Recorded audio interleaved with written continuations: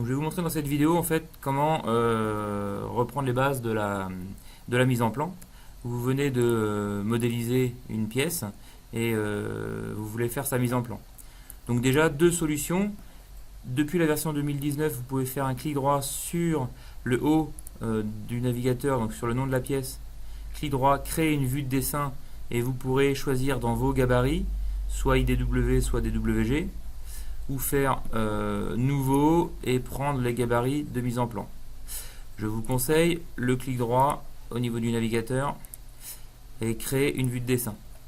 Je prends le gabarit qui m'intéresse.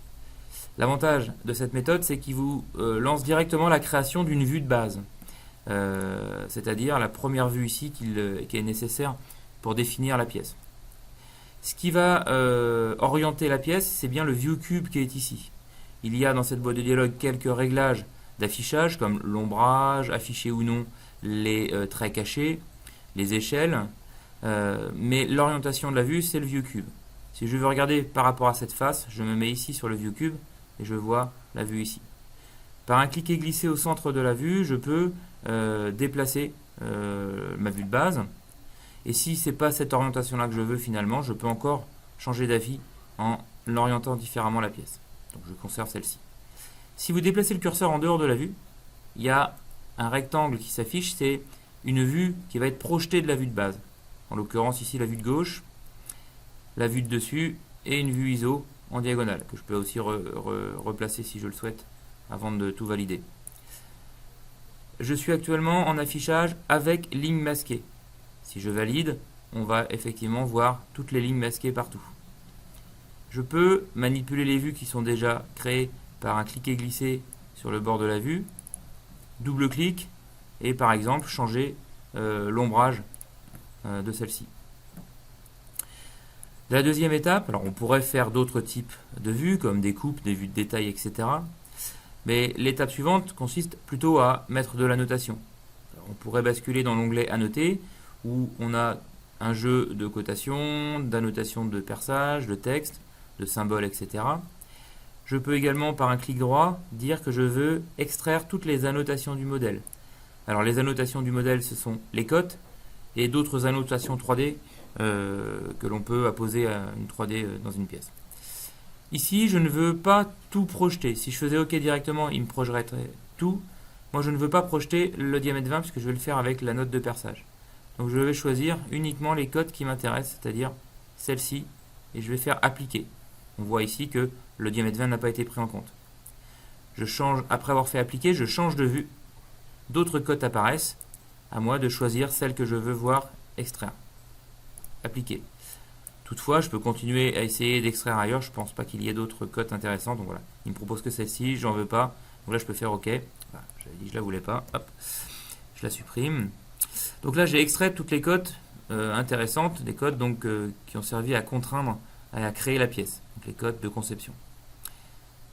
Je peux réorganiser l'affichage. Il y a un bouton ici, organiser, réorganiser. Je fais une grande fenêtre de sélection sur toutes les cotes. Clic droit, OK. Toutes les cotes se replacent, on va dire à peu près bien. Si ici ça me va, bon, moi je laisse ça comme ça. Toutefois, je pourrais prendre une cote et puis la redéplacer, la mettre ailleurs. En faisant un clic et glisser depuis le texte. Je peux également afficher tous les traits d'axe. Si je sélectionne une vue avec la touche CTRL maintenue, je sélectionne les autres vues. Quand je fais un clic droit, j'ai accès à traits d'axe automatique. Alors, si vous n'avez pas accès à traits d'axe automatique, c'est que vous avez pris autre chose que la vue, par exemple une cote ou un trait d'esquisse. Donc, traits d'axe automatique. Je choisis dans mes boîtes de dialogue d'extraire tous les perçages, les fonctions d'arrondi, les révolutions, perçage vue de dessus, vue de côté et les réseaux. J'ai plus qu'à faire OK et là tous les traits d'axe sont affichés.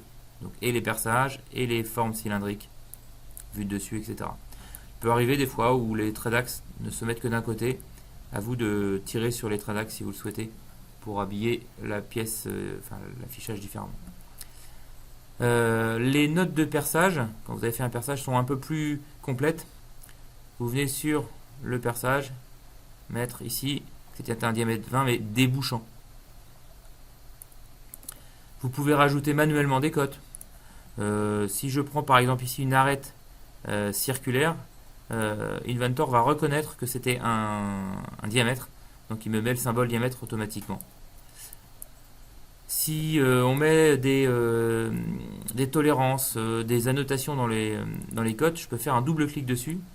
Donc ici, pour choisir des tolérances, dans l'onglet précision et tolérance, vous pourriez avoir aussi la possibilité de mettre du texte, comme par exemple une cote maxi. Donc je rajoute un texte derrière. À tout moment, vous pouvez faire un clic droit, copier les propriétés et apposer cette valeur maxi sur certaines cotes que vous allez sélectionner. Donc de la copie d'informations. Voilà pour les bases de la mise en plan pour débuter.